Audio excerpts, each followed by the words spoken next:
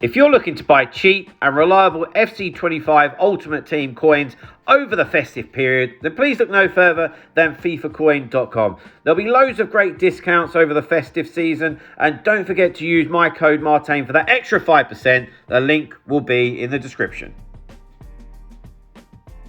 Hi guys, Martain88 here, and welcome back to another EFC25 video. Now, Team of the Year is coming up. I was quite going to say it's right around the corner, but it is coming up. And I know it's the time of the year where a lot of people play, want packs, so on and so forth. So this is where I'm going to be hitting the tactics quite hard. I've kind of already started, but this is where it's officially starting for me. And I'm starting it off with the main formation and tactics that I use.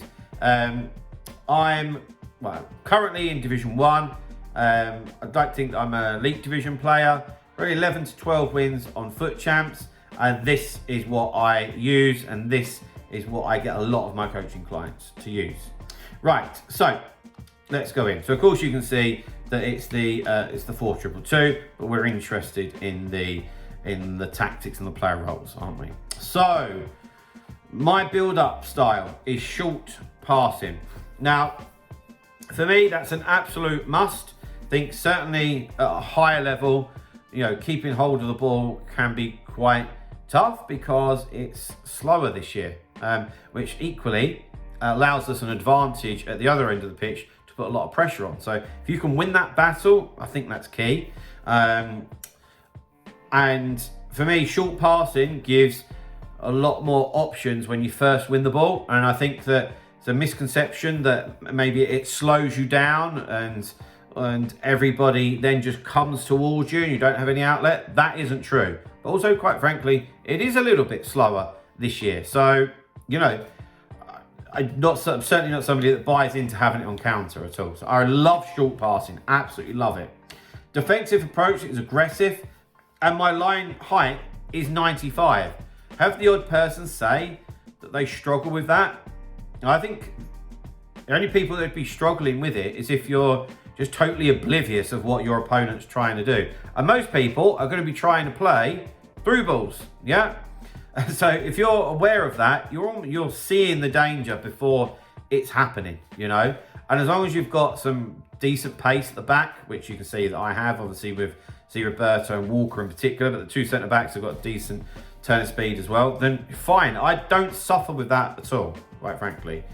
And of course, the pro side of it, you really get to suffocate your opponent, get your team up the pitch and apply pressure at the other end.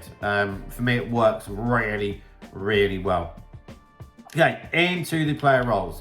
But guys, before we do get into the player roles, I did just want to remind you about my coaching services that I offer. I'm a professional FC25 coach. So if you're looking to improve at the game, please feel free to get in touch. Email address is on screen. I coach people from one end of the spectrum to the other. So whatever it is that you're looking to improve on, I'm almost certain that I can help. So please feel free to get in touch and get some more info. Right, so sweeper keeper on the goalie. Courtois also has the rush out play style plus, which is amazing. Two centre backs are on defender and defend, and never mess around with that, not in the slightest. And at fullback, we have fullback and balanced. I get asked quite a lot in sessions about this, and I literally had a session last night and just picked somebody apart with it. You might be sitting there going, I play that, I like it, and you might feel slightly aggrieved with me saying that. But honestly, for me, if you're playing at a slightly higher level and you're using that, you're going to get picked apart. And I described it as being lazy. And this was to a couple of people. And for me, Walker and Roberto get into the attack loads. But I use them, I trigger them, or I just, eat the grass up in front of me if there is space. But more often than not, I'm using triggered runs to do it. Also, with having them on fullback and balanced, they come high enough up the pitch to offer you a decent option. Yeah, it's not like last year if you was to have them on stay back while attacking, So that works absolutely perfectly for me. Right, into the two CDMs. I swear by Deep Line Playmaker. I love that. Deep Line Playmaker, they go a certain way up the pitch enough to support. I don't like holding because they just stay too far back, quite frankly. And I want my two CDMs to be able to recycle the ball and keep the attack going. So deep line playmaker all day. On the focus for them, I used to have it on roaming. I now have it on build up, which is one of the new ones. Have I noticed loads of difference? No. Is it all still working well for me? Yes. So I thought, let's roll with it. So I really haven't noticed much difference at all on that, but build up is what I have it on, you know. All right, into the two wingers slash cams, whatever you want to call them. For me, they're still wingers and they play like that in game, but this is the difference. Having them on playmaker and balanced, quite frankly, does a lot of things.